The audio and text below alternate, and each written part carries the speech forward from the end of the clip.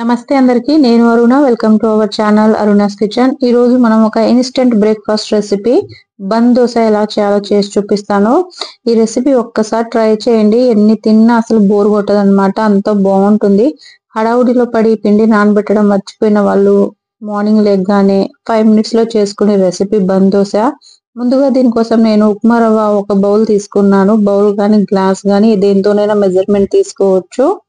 దాంట్లోనే half bowl పెరుగు, పులిసిన పెరుగు ఉంటే బాగుంటదండి మన బన్ దోశ రెసిపీకి. అలానే హాఫ్ బౌల్ వాటర్ వేసుకొని మొత్తం కలుపుకోవాలన్నమాట. 1-2 minutes మొత్తం కలుపుకుంటే ఈ ఉప్మా రవ్వ అనేది ఈ పెరుగు వాటర్ ని మంచిగా అబ్జర్వ్ చేసుకుంటది. వీడియోలో చూపిస్తున్న విధంగా ఇలా మొత్తం అబ్జర్వ్ చేసుకున్న తర్వాత మనం దీన్ని మిక్సర్ జార్ లో యాడ్ చేసుకోవాలి. మిక్సర్ జార్ లో యాడ్ చేసుకొని బ్యాటర్ ని గ్రైండ్ చేసుకోవాలన్నమాట. 5 minutes లో అయిపోతుందండి. చాలా టేస్టీగా ఉంటుంది. మనము ఎప్పుడు ఇడ్లీ దోశ కాకుండా ఒక్కసారి రెసిపీ ట్రై చేయండి మీరు. దీంట్లోనే హాఫ్ బౌల్ వాటర్ యాడ్ చేసుకొని స్మూత్ గా గ్రైండ్ చేసుకోవాలి. ఇలా గ్రైండ్ చేసుకోవాలన్నమాట. ఇలా గ్రైండ్ చేసుకున్న దాన్ని మళ్ళీ బౌల్లో ట్రాన్స్ఫర్ చేసుకుందాము. ఈ బౌల్లో వీడియోలో చూపిస్తున్న విధంగా కన్సిస్టెన్సీ ఉండాలి. మరీ పలుచగా కాకుండా మరీ తిక్కుగా కాకుండా ఈ బ్యాటర్ లాగా ఉండాలన్నమాట. దీనికోసం మనం తాలింపు పెట్టుకుందాము. తాలింపు వేయడం వల్ల మనకి ఎక్స్ట్రా ఫ్లేవర్ అనేది వస్తుంది.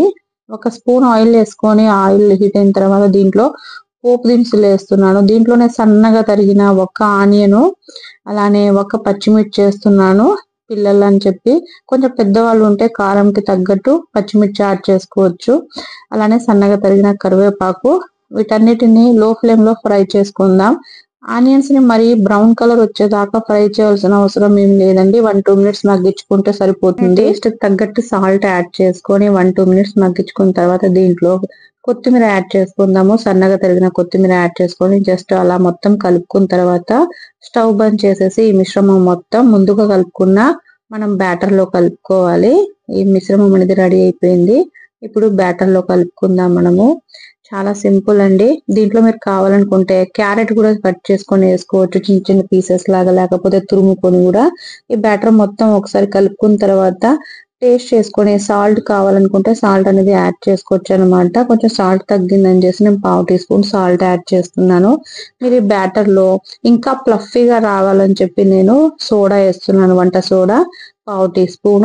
లేకపోతే మీరు స్కిప్ చేసేయవచ్చు, అనేది పర్ఫెక్ట్ గా వస్తుంది. పెరుగు అనేది పులిసి పెరుగు ఉంటే పర్ఫెక్ట్ అన్నమాట.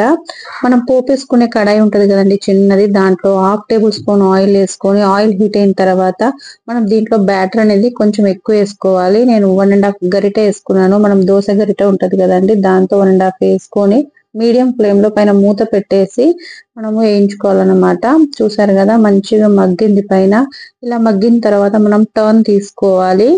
ఇలా లో ఫ్లేమ్ లోనే 2 వైపులా మంచిగా గోల్డెన్ కలర్ వచ్చేదాకా కాల్చుకోవాలన్నమాట. చూసారు కదా మన బన్ దోశ అనేది రెడీ అయిపోయింది. చాలా టేస్టీగా ఉంటదండి. చాలా సింపుల్, 5 minutes లో అయిపోతుంది. ఈ ఒక్కసారి రెసిపీ ట్రై చేయండి, అసలు ఎన్ని తిన్నా బోర్ కొట్టదనమాట. అంత టేస్టీగా ఉంటుంది. ప్లేట్ లో తీసుకుందాము. అదే కడాయిలో కొంచెం ఆయిల్ వేసుకొని నేను నువ్వులు వేస్తున్నా, తెల్ల నువ్వులు వేసుకోవడం వల్ల మనకి చాలా హెల్త్ మంచిదండి. నేను బ్యాటర్ వేసుకున్న తర్వాత పైనుంచి కూడా కొంచెం తెల్ల నువ్వులు అనేది వేసుకుంటున్నాను. సేమ్ మూత పెట్టేసి లో ఫ్లేమ్ లోనే 2 వైపులా కాల్చుకొని తీసుకున్నా. రెడీ అయిపోయిందండి ఇన్స్టెంట్ మన 5 minutes లో అయిపోయే బన్ దోశ రెసిపీ. మీరు ఒక్కసారి ట్రై చేయండి. అసలు ఏ చట్నీతోనైనా సర్వ్ చేసుకోవచ్చు, అంత బాగుంటుంది టేస్టీగా. మీరు ట్రై చేసి ఎలా వచ్చిందో నాకు కామెంట్ లో పెట్టండి. చాలా బాగుంటది. సబ్స్క్రైబ్ చేయడం మాత్రం మర్చిపోకండి. ప్లీజ్ లైక్ చేసి షేర్ చేసి సబ్స్క్రైబ్ చేసుకోండి. పక్కనే ఉన్న బెల్ ఐకాన్ని కూడా క్లిక్ చేసుకుంటే నెక్స్ట్ వచ్చే నా రెసిపీస్ మీకు ఈజీగా తెలుస్తుంది. అయితే ఈ రెసిపీ నచ్చిందా మీ ఫ్రెండ్స్ అండ్ ఫ్యామిలీతో షేర్ చేయండి. మీ ఫీడ్బ్యాక్ ని మాత్రం తప్పకుండా నాతో షేర్ చేయండి. చూసారు కదండి అసలు చాలా బాగుంటది. మీకు ఏ చట్నీతో కావాలనుకుంటే ఆ చట్నీతో సర్వ్ చేసుకోవచ్చు. పిల్లలు చాలా ఎంజాయ్ చేస్తారు. బాయ్ అండి.